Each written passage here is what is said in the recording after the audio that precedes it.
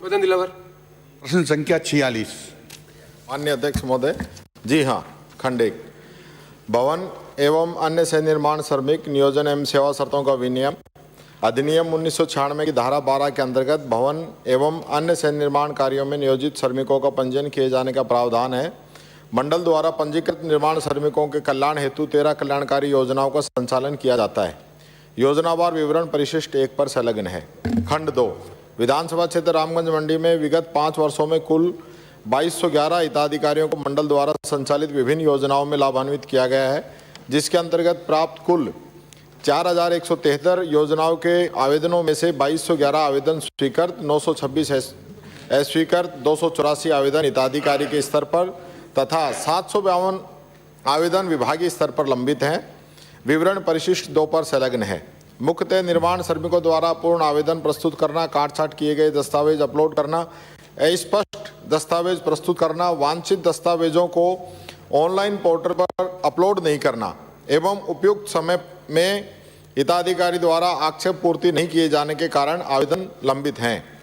खंड 3, संवेदनशीलता के आधार पर लंबित आवेदनों के शीघ्र निस्तारण का हर संभव प्रयास विभाग द्वारा किया जाता रहा है। लंबित आवेदनों का निस्तारण वरीयता के आधार पर पहले आओ पहले पाओ पद्धति से किया जा रहा है।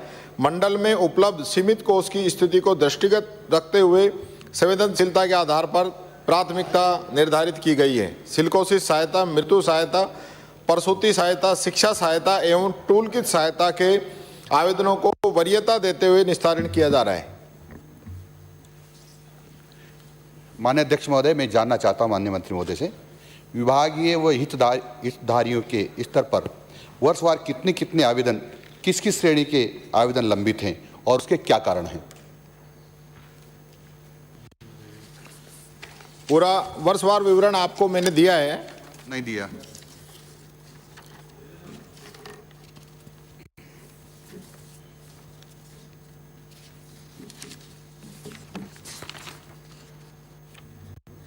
वर्षवार विवरण ले लेना, आप प्रश्न पूछो। ये सर नहीं, तो आपने 5 वर्ष का मांगा है सर। 5 वर्ष का स्कीम वाइज विवरण मैंने आपको उपलब्ध करा दिया है और आप चाहें तो मैं आपको बता सकता हूं। निर्माण श्रमिक के 68 आवेदन आए हैं। निर्माण श्रमिक भविष्य सुरक्षा योजना के 5 आए हैं। निर्माण श्रमिक शिक्षा कौशल योजना के 3429 आवेदन आए हैं। निर्माण श्रमिक सुलभ आवास योजना के 17 आवेदन आए हैं। प्रसूति सहायता योजना के 84 आवेदन आए हैं। शुभ शक्ति योजना के 530 आवेदन आए हैं और हिताधिकारी की सामान्य दुर्घटना में मृत्यु या घायल होने के 40 आवेदन आए हैं। मैंने ये नहीं पूछा, मैंने पूछा लंबित किस किस वर्ष के कितने कितने आवेदन अभी तक लंबित है, मैंने पूछा है। आपको उसमें नहीं आएगा, रिपोर्ट है इसमें सर। ये लंबित आवेदन जो इनके लंबित हैं, मैं आपको बताना चाहूँगा कि 27/7/2009 से और 18 तक के आपके समय में कुल 396 आवेदन स्वीकृत हुए थे और हमारे इन 2 वर्षों में 1815 आवेदन स्वीकृत हुए हैं। यानी कि आपके लगभग 9 साल और हमारे 2 साल। उत्तर नहीं सुनना है, मंत्री बोल रहा है, आप खुद मंत्री रहे हुए।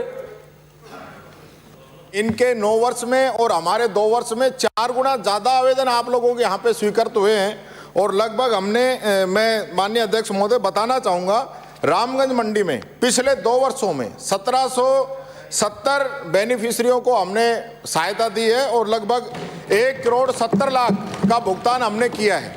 और आपके समय में 396 लोगों को, जो पूरे आपका और हमारा पिछला समय भी लगा लेंगे 9 साल का, उसमें सिर्फ 54 लाख का भुगतान हुआ है।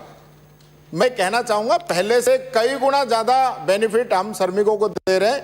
हमारी कुछ मजबूरियां भी रही है माननीय अध्यक्ष महोदय, कोविड का समय आ गया और आवेदन लगातार बढ़ रहे हैं। उतनी बजट की जरूर हमारे पास दिक्कत है, लेकिन मैं कहना चाहूँगा हमारे काम करने में आपको कहीं भी कोई कोताही नहीं मिलेगी। हम वरीयता के आधार पर काम कर रहे हैं सर।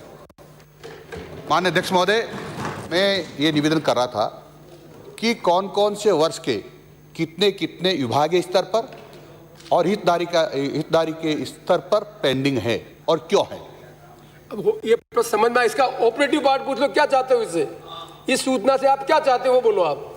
मैं ये चाहता हूं कि किसी का आवेदन तो 5 साल से लंबित है और किसी का आवेदन का कल का भुगतान हो गया है, ये विभागीय स्तर पर बताया इन्होंने।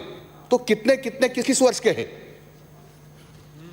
माननीय अध्यक्ष महोदय, मैं आपको निवेदन करना चाहूंगा, मैं कहने को तो हम भी उसको तुरंत रिजेक्ट कर सकते हैं, लेकिन हम हिताधिकारियों को मौका देने के लिए, नियम तो यह है कि 30 दिन में अगर वो जवाब पेश नहीं करता है और उसके अगर कोई ऑब्जेक्शन लगा है, उसकी पूर्ति नहीं करता है, तो हम उसको रिजेक्ट कर सकते हैं। लेकिन हमने मानवता दिखाते हुए उसको 30 दिन से बढ़ा के 60 दिन का समय दिया है कि वो 2 अपील भी कर सकता है।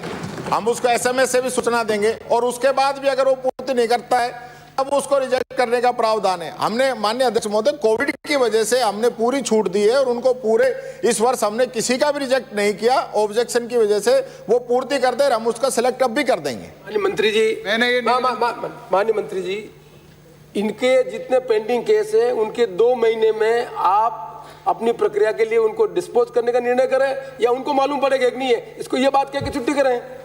माननीय अध्यक्ष महोदय, 2 महीने नहीं, मैं 1 महीने में ही शुभ शक्ति के अलावा सारे इनके हम पूरे इनके क्लियर कर देंगे।